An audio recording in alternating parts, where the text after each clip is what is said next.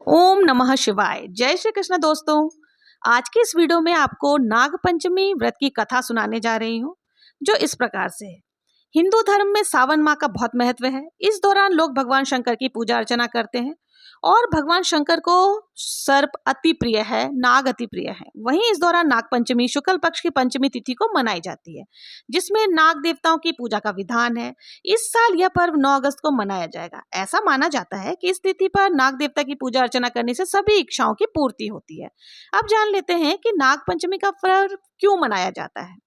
राजा परीक्षित जो थे, उनकी मृत्यु नाग के काटने से हुई थी, सर्प के काटने से हुई थी, जिससे क्रोधित होकर उनके पुत्र जन्मेजय ने सभी सर्पों का नाश करने के लिए यज्ञ किया था। लेकिन भगवान जी ऐसा नहीं चाहते थे, ईश्वर लोग ऐसा नहीं चाहते थे, तो ब्रह्मा जी के वरदान के कारण आस्तिक मुनि ने इस यज्ञ को समाप्त करवाकर नागों के प्राण बचाए थे। इस दिन सावन की पंचमी तिथि थी। यही वजह है कि इस दिन नाग पंचमी का त्योहार मनाया जाता है। आइए अब जान लेते हैं नाग पंचमी की कथा किस प्रकार। हमें पूजा अर्चना कर लेनी है, नाग देवता के प्रसाद वगैरह चढ़ा देना। उसके बाद हाथ में थोड़े से मोट और बाजरा और थोड़ा सा पुष्प लेकर के हमें कथा सुननी है। और कथा इस प्रकार से देखिए। एक साहूकार था, उसके 7 बेटे व बहुएं थी। 6 के तो पीहर था, 7वीं बहू के पीहर नहीं था। जब वो गर्भवती हुई तो उसका पीहर तो था नहीं, उसे जो उसके वहां से घेवर आते, क्योंकि कई स्थानों पर जब बेटी गर्भवती होती है तो उनके घर से पकवान वगैरह आते हैं। तो उसे बहुत ही घेवर खाने की इच्छा हो रही थी। तो उसने क्या किया, थोड़ा सा घेवर चुरा करके और चली गई कि बाहर बैठ करके मैं खाऊंगी। जब वो पानी लेने के लिए गई, तब उसने क्या किया कि पेड़ के नीचे घेवर को रख दिया। उसने सोचा पानी भरकर आराम से घेवर खाऊंगी। पानी भरकर घेवर लेने गई तो वहां पर घेवर उसको नहीं मिला। पेड़ के पास एक बाम्बी था, बाम्बी के अंदर सांप रहते थे, उसमें एक नागिन रहती थी। वो भी गर्भवती थी। घेवर देखकर नागिन की इच्छा भी उसे खाने की हुई।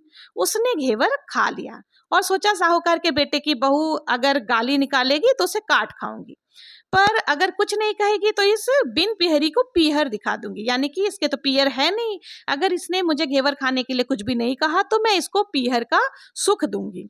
साहूकार के बेटे की बहू ने घेवर का टुकड़ा नागिन के पास देखा तो कहने लगी, बेचारी कोई मेरे जैसी ही होगी, सो ले गई होगी। अच्छा है, इसने खा लिया। नागिन बहुत खुश हुई। उसने अपने बेटों से कहा कि वे इंसान के रूप में साहूकार के बेटे के बहू के पास जाए और भाई बन करके जाए और उसे यहाँ लेकर के आए।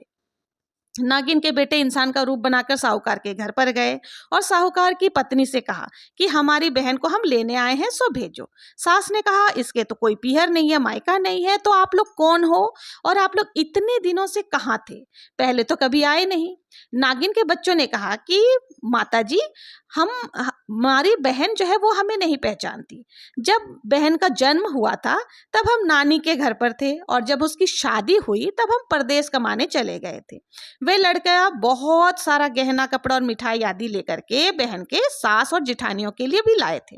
सास बहुत प्रसन्न थी और जिठानियां जल कुड़ रही थी, क्योंकि इतना सारा जो सामान आया था उनके यहाँ से कभी नहीं आया।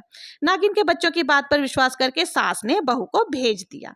और जब बहू बाम्बी के पास पहुंची, जहां बिल था सांप का, वहां पहुंची तो लड़कों ने कहा, बहन हम तो सांप हैं, तुम्हारा घेवर हमारी माँ ने ही खाया था, उसने तुम्हें अपने बेटी माना है, इस नाते तुम हमारी बहन हुई। तुम हमारी पूंछ पकड़ लो, डरना मत। बहन भैया की पूंछ पकड़कर जो बिल था, बाम्बी था, उसके अंदर चले गए। वहां बहन को भाइयों ने बड़े ऐशो आराम से रखा और वहीं उसके पुत्र की प्राप्ति हुई। जब उसका लड़का थोड़ा बड़ा हुआ, तब की बात है कि तब छोटी बहू के पड़ोस में रहने वाली एक औरत ने उसे भड़काते हुए कहा कि अगर तेरी माँ इतनी ही तू अपनी माँ की लाडली, यानी सांप के लिए कहा कि इतनी ही तू अपनी माँ की लाडली है, तो तू अपनी माँ से कहना कि आज तो सांपों को दूध मैं ही पिलाऊंगी। पड़ोसन का ताना सुनकर उसे सहन ना हुआ और वो माँ से जिद करके सांपों को दूध ठंडा करने लगी ताकि वो दूध पिला सके।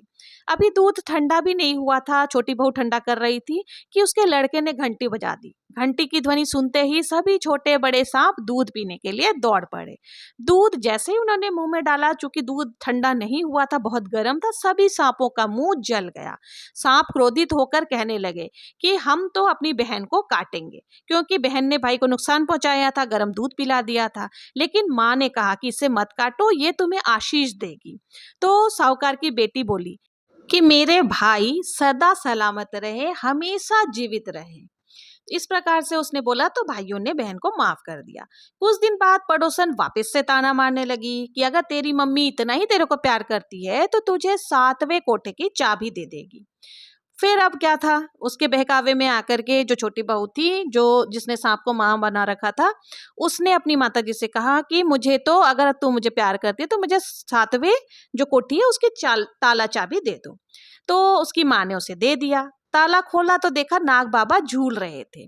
उसने कहा, बाबा आप तो मेरे पिता हो, और बोली, जियो नाग नागिनी, जियो बासुकी नाग। इस प्रकार बोलते ही नाग देवता बहुत प्रसन्न हुए और उनको 9 करोड़ का हार दे दिया। माँ ने देखा कि इस प्रकार से तो बेटी का लालच बढ़ता जा रहा है, तो माँ ने अपने बेटों से कहा कि भाई अब तुम ऐसा करो कि अपनी बेटी को जो है उसके घर पर छोड़ जाओ, क्योंकि वो अब बड़े घरों में हाथ डालने लगी है, उसे घर पहुंचा दो। नागों से साहूकार के बेटे की बहू को बहुत, जितने भी नाग थे उन्होंने साहूकार की बेटी को बहुत सारे गहने कपड़े आदि दे करके ससुराल पहुंचा दिया। थोड़े दिनों की बात है कि उसका बच्चा झाड़ू लगा रहा था, मतलब झाड़ू की सींके जो है उसको तोड़ रहा था। तो उसकी ताई जी ने देख लिया। ताई जी को बहुत ही गुस्सा आया और उसने कहा कि झाड़ू को इतना मत तोड़ो, अगर तोड़ने का शौक है तो तेरे नाना और मामा के यहाँ से ले आया होता।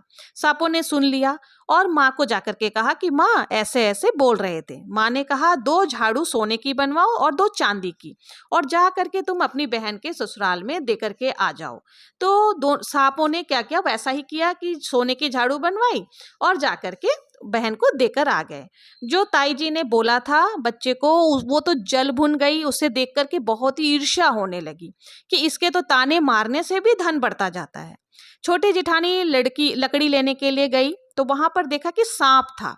उसने सोचा कि सबसे छोटी बहू को भेजना चाहिए ताकि सांप उसे खा जाएगा तो मुसीबत जो है मिट जाएगी। छोटी बहू लकड़ी लेने के लिए जब वहां पर गई तो सांप बैठा था। तो वो बोली, भैया राम राम। सांप ने झट से उसे, क्योंकि उसने भैया बोला था, झट से उसे बिछुए दे दिए। बिछुए पहनकर वो छम छम करती हुई जब घर पर वापस आ गई तो जेठानियां देखकर जल गई कि हमने तो इसे भेजा था कि सांप इसे काट खाएगा, परंतु ये तो बिछुए लेकर के आई है। उन्होंने उसके पति को दुकान से आया तो कान भर दिए कि तेरी बहू के तो सांप और बिच्छुओं से दोस्ती है। साहूकार का बेटा अपनी बहू से रात को कहने लगा कि सच सच बता, सांप बिच्छू तेरे क्या लगते हैं जो तुझे काटते नहीं है, काटने के बजाय तुझे इतना गहना जेवर आदि देते हैं। बहू ने कहा कि वो तो मेरे भाई हैं और भतीजे लगते हैं, और सांप जो है नाग नागिन मेरे माता और पिता हैं। फिर उसने सारी बात अपने पति को बता दी। पति ने कहा तो क्या तेरे भाई भतीजे केवल तुम्हें ही बुलाते हैं, कभी अपने जवाई यानी कि बेटे को क्यों नहीं बुलाते हैं? तो ओने कोने में जो छुपे हुए सर्प थे उन्होंने उनकी बातों को सुन लिया और अपनी माता जी से जाकर के कहने लगे कि माँ इस बार हम दोनों को बुलाएंगे, बहन और बहनोई दोनों को ही बुलाएंगे। इंसान का रूप रखकर सांप दोनों को बुला करके लेकर के गए। खूब कपड़े गहने आदि दे करके उनका स्वागत किया, उनका बहुत ही अच्छे तरीके से स्वागत करके फिर विदा किया। जैसा पीहर वासा सुख बहू को मिला वैसे भगवान सबको दे, कहते सुनते हुकारा भरने वाले को भी जिस प्रकार से उस छोटी बहू को पीहर मायके का सुख दिया वैसे ही हर एक लड़की को मायके का सुख मिले। तो इस प्रकार से नाग पंचमी की जो कथा है, इस प्रकार से कि कैसे एक बिना भाई की बहन को भाई और पूरा पीहर का सुख मिला। ये थी नागपंचमी व्रत की कथा। नागपंचमी के दिन यदि नाग देवता की पूजा की जाए तो सर्प भय से मुक्ति मिल जाती है। कितना भी बड़ा काल सर्प दोष हो, इस दिन उसका निवारण भी होता है। आप चाहें तो चांदी के या फिर तांबे के नाग नागिन पुजारी की सहायता से किसी भी मंदिर में चढ़ा सकते हैं। इससे आपका काल सर्प दोष जो है वो कम हो जाता है। तो इस प्रकार से आप भी नागपंचमी के दिन पूजा अर्चना करें और नाग देवता का आशीर्वाद प्राप्त करें। अगर आपको मेरा ये वीडियो जरा भी हेल्पफुल लगा हो, पसंद आया हो और मेरी ये कथा अगर अच्छी लगी हो तो प्लीज मुझे मेरे चैनल को लाइक शेयर एंड सब्सक्राइब करना ना भूलें। हर हर महादेव, जय श्री कृष्ण।